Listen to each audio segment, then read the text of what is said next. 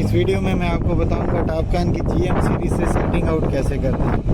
तो उसके लिए आपने एसओ में जाना है, एसओ डाटा में जाना है, एंटर करने के बाद यहाँ पे एसओ क्वाड, यहाँ पे आपने कोऑर्डिनेट डालने हैं। तो मेरे पास अभी जो है वो टैंक का सेंटर जो है वो मैं डालूंगा। मेरे पास ये कोऑर्डिनेट है 418 पॉइंट मेरा है 950।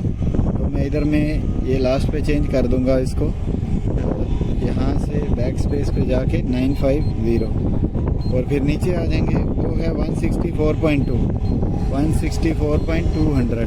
तो उसके बाद मैंने ओके करना है। ओके करने के बाद वो कह रहा है ये देखें ये एंगल आपने ज़ीरो करना है।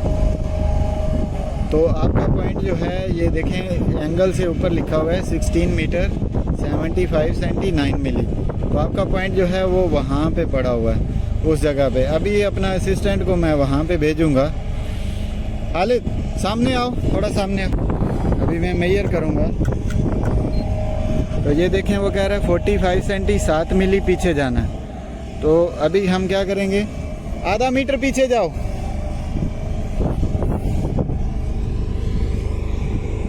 अभी मैं दोबारा फोकस करूँगा उसके ऊपर, इधर देख लिया करो बबल।